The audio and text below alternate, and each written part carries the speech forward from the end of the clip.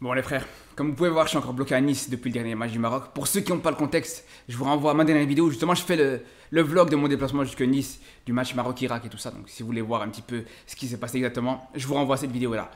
Mais bref, justement dans cette vidéo, on va s'intéresser pour le coup à ces quarts de finale des Jeux Olympiques. Parce que c'est quand même ce qui m'a amené jusqu'à Nice, c'est cette compétition des Jeux Olympiques de football qui franchement pour moi, je trouve que malgré tout, elle est hyper intéressante. D'ailleurs, dites-moi en commentaire qu'est-ce que vous en pensez les gars. Je sais que c'est une compétition qui fait beaucoup parler. Il y en a qui vraiment qui la suivent énormément. Il y en a d'autres qui s'intéressent un petit peu moins. Même certains amateurs de football, il y en a beaucoup qui pour le coup s'intéressent aux autres sports plutôt qu'au football dans ces JO.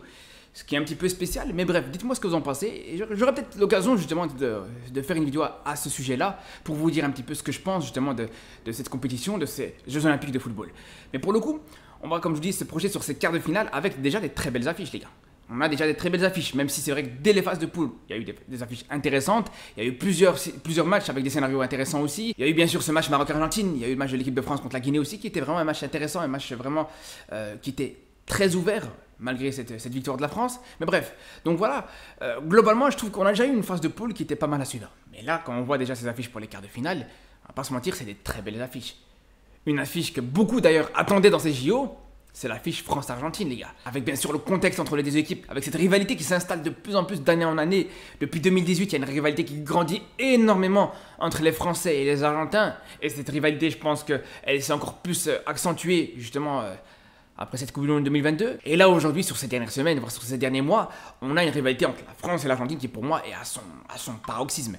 À partir du moment où on a carrément vu, justement, la Fédération française qui porte plainte auprès de la FIFA contre la fédération argentine par rapport aux chants qui ont été proférés de la part des joueurs argentins contre les joueurs français, quand on voit à quel point ça a pris des proportions énormes, c'est sûr que ce match France-Argentine pour ces JO, je pense que sera vraiment dans une ambiance électrique et vraiment pour moi ça sera un match à surtout pas rater.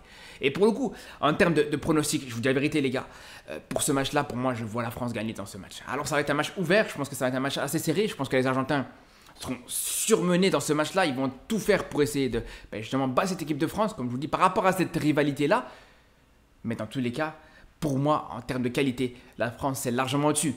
Même si c'est vrai qu'on a eu une équipe de France qui, malgré tout, a quand même un peu déçu dans cette phase de poule. On a ce match contre les États-Unis où les Français ont tardé justement à ouvrir le score. Même si au final, les Français ont su s'imposer largement dans ce match. Après, il y a quand même eu ce match contre la Guinée où là, clairement, on a vraiment vu un manque d'efficacité du côté des Bleus. Mais voilà, dans tous les cas, comme je vous dis, ça n'empêche pas que avec les qualités qu'il y a dans cette équipe de France, avec les joueurs qu'il y a dans cette équipe, pour moi, franchement, je pense que c'est largement au-dessus de l'Argentine. Parce que je vous dis que autant les Français ont un petit peu déçu dans cette phase de poule, mais du coup, les Argentins, c'était pas ouf du tout. Du coup, les Argentins, c'était vraiment une phase de poule très compliquée. Et ce match contre le Maroc, je suis désolé, les gars, les Argentins n'étaient pas du tout inquiétants face à une équipe du Maroc qui prenait à peine ses marques dans la compétition. Une équipe du Maroc qui avait une défense totalement décimée, une défense vraiment avec des joueurs qui étaient complètement inexpérimentés. C'était peut-être même le pire match défensif de cette équipe du Maroc depuis le début de la compétition. Et malgré tout, dans ce match-là, les Argentins n'ont pas du tout été inquiétants. Et pourtant, je peux vous dire qu'ils ont eu énormément de cadeaux de la part de la défense marocaine. Il y a eu quasiment chaque joueur défensif du Maroc qui a donné un ballon gratuit, une occasion quasiment gratuite aux joueurs argentins qui ont quasiment pas su exploiter. Et il n'y a pas que ce match-là, même avant cette compétition, avant ces Jeux Olympiques, l'Argentine a perdu contre cette équipe de Guinée. C'est cette même équipe de Guinée que la France a battue. Alors c'est vrai que c'était une victoire difficile, mais ça n'empêche pas que ça restait quand même une victoire de l'équipe de France. Et ça, c'est une première chose. Mais encore une fois, j'insiste encore une fois sur la qualité des joueurs. Pour moi, je vous le dis, je vous le redis, dans ces Jeux Olympiques, en tout cas dans cette compétition de football des Jeux Olympiques, pour moi, les deux équipes qui sont largement au-dessus du lot en termes d'effectifs, cette équipe de France et l'équipe d'Espagne, les gars. L'équipe de France a une équipe qui est exceptionnelle. Elle a une défense centrale qui, pour moi, pourrait jouer quasiment dans toutes les équipes européennes. Et je ne vous parle pas des U23, je vous parle carrément de l'équipe A aussi. Cette défense, Loukeba et Baldé, vraiment, elle est exceptionnelle. Pour moi, vraiment, je vous dis, tu la mets, je sais pas moi, par exemple, dans une équipe de Belgique, par exemple, l'équipe A de Belgique, ces deux joueurs sont titulaires tous les jours. Pareil au milieu de terrain, vraiment beaucoup de qualité au milieu de terrain, avec un Manu Koné qui est exceptionnel, qui vraiment est plus qu'intéressant justement dans cette équipe de France. Offensivement aussi, il y a des très bonnes individualités, même si ça manque un petit peu d'efficacité par moment. Ça n'empêche pas que Akliouche et surtout Michael Olise sont exceptionnels dans ces JO. Lacazette aussi qui fait beaucoup de travail, même si c'est un petit peu plus compliqué pour lui à la finition, ça n'empêche pas qu'il a une grande importance dans le jeu sans ballon. Bref, c'est pour ça que je vous dis les gars, quand on voit cette équipe de France qui est très complète, qui est vraiment très complète à tous les postes, à tous les secteurs, dans tous les secteurs, je vois vraiment mal les Argentins les inquiéter. Ça c'est pour ce que je pense de ce France-Argentine.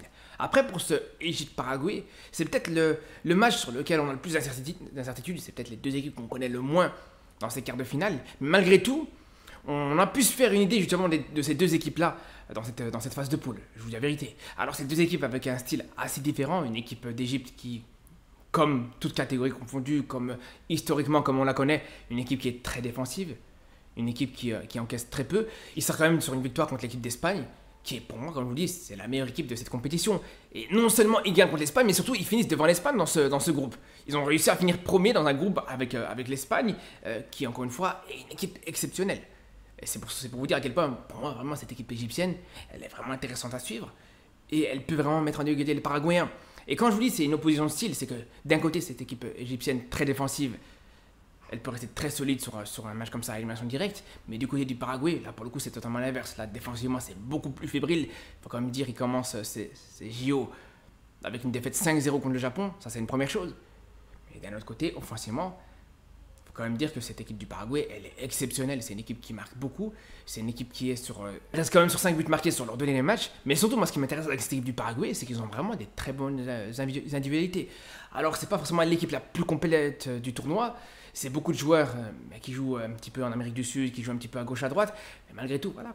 Quasiment sur chaque ligne, ils ont des très bons joueurs. Ils ont Balbuena pour l'expérience avec sa rigueur défensive, même si voilà, il a beaucoup de mal dans ce tournoi, mais en tout cas il apporte cette expérience à cette équipe paraguayenne. Mais surtout, ils ont quand même dans leur équipe le deuxième meilleur buteur de la compétition avec 3 buts inscrits, et ils ont l'un des meilleurs passeurs de cette compétition, qui est ex aequo avec Michael Olise, avec 2 passes D sur ses débuts de compétition. Et même sur l'aspect des dribbles, ils ont le meilleur dribbleur du début de compétition aussi, de cette phase de poule, avec Enciso, le joueur de Brighton, qui, on le connaît, avec ses qualités de dribble, ses qualités de frappe, qui est un très très bon joueur, et pour le coup, qui est le meilleur dribbleur de ce début d'Euro, devant énormément de très bons dribbleurs qui jouent cette compétition.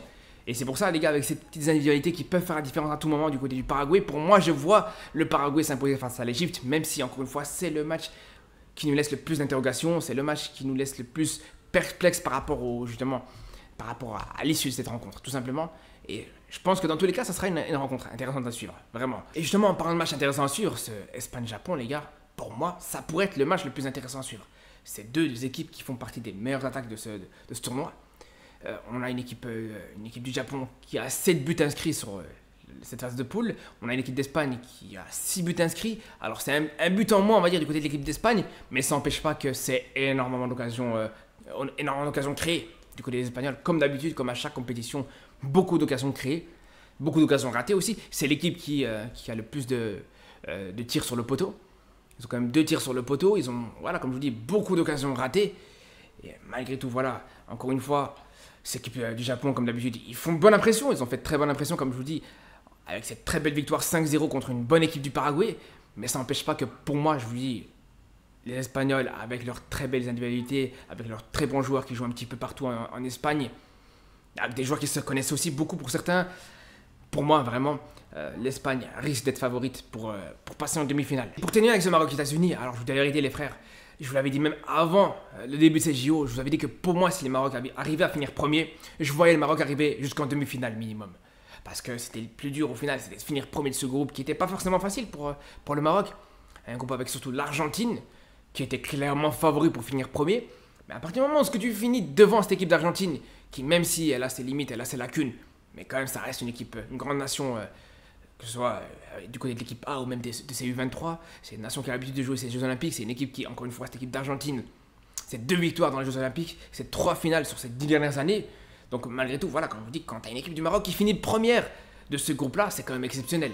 Ça, c'est une première chose. Donc maintenant, quand tu affrontes cette équipe des États-Unis qui, malgré tout, je peux le dire, bien sûr, cette équipe des États-Unis est vraiment intéressante. C'est une équipe aussi qui propose un jeu assez offensif. C'est une équipe qui a marqué beaucoup de buts sur ces derniers matchs.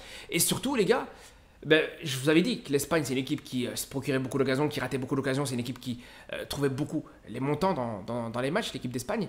Mais les Américains aussi, il faut quand même se dire que devant l'Espagne, l'équipe qui frappe le plus sur le poteau. C'est quand même depuis le début de la compétition, depuis le début de ces JO, 5 tirs qui finissent sur le poteau. Je ne sais pas si vous imaginez à quel point c'est énorme. Ça veut dire deux choses, tout simplement. Ça veut dire que non seulement, certes, c'est une équipe qui rate beaucoup d'occasions, mais surtout c'est une équipe qui s'en procure beaucoup. Parce que non seulement, voilà, ils ont 5 tirs qui finissent sur le poteau, mais malgré tout, voilà, c'est l'une des meilleures attaques de ces JO.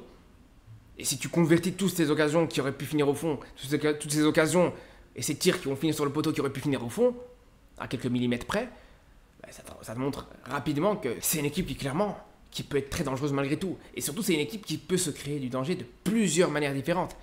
Et que ce soit sur des coups de pied arrêtés, sur des corners, sur des pénaltys et surtout sur des coups francs. C'est la seule équipe qui a réussi à marquer sur un coup franc direct dans ces JO, ce qui est quand même exceptionnel. Après, malgré tout, comme je vous dis, même si cette équipe des États-Unis, c'est une équipe qui reste très dangereuse, pour moi, je suis désolé, mais avec les individualités qu'on a du côté marocain, objectivement, ça reste au-dessus. Vraiment, ça reste au-dessus. Après, je dis pas le contraire, je dis qu'il y a vraiment des très bonnes individualités aussi du côté des États-Unis. Avec au milieu de terrain, un joueur comme Paxton Aronson qui joue du côté d'Utrecht, qui est vraiment très bon. Pareil pour Kevin Paredes, qui joue à Wolfsburg. Lui aussi, pareil, c'est deux joueurs vraiment qui sont très créatifs, qui créent énormément d'occasions. Mais après, encore une fois, voilà. Globalement, le Maroc, ça reste plus complet parce que des joueurs créatifs, il y en a aussi du côté du Maroc. Tu as El Khanous, bien sûr, tu as Dargaline qui est exceptionnel aussi à ce niveau-là. À la finition, tu as Rahimi qui est exceptionnel, qui est le meilleur buteur de la compétition. Tu as un Hakimi aussi qui fait des très bons JO, même si par moment défensivement, voilà, il se fait un petit peu avoir quasiment une fois par match. On a un gardien qui est de très haut niveau, un Mounir qui est vraiment exceptionnel. Donc c'est pour vous dire à quel point, les gars, pour moi, vraiment, le Maroc doit gagner contre cette équipe des États-Unis. Pour moi, franchement, ça serait même une déception pour le coup de finir premier de ce groupe devant l'Argentine, d'arriver vraiment à faire déjà cette grosse performance, de faire presque le plus dur pour se qualifier, pourquoi pas en demi-finale, et de tomber contre une équipe des États-Unis qui est prenable malgré tout. Donc voilà, c'est pour ça que je vois le Maroc passer ses quarts de finale. Alors ça sera sûrement très difficile, c'est sûr et certain, mais malgré tout, je vois le Maroc s'imposer. En tout cas, voilà, on se retrouvera bien sûr après ces matchs. Bon, je vais sûrement avoir l'occasion de débriefer le match du Maroc, le match de la France contre l'Argentine. Donc on se dit à très vite pour de nouvelles vidéos, et surtout d'ici là, prenez soin de vous.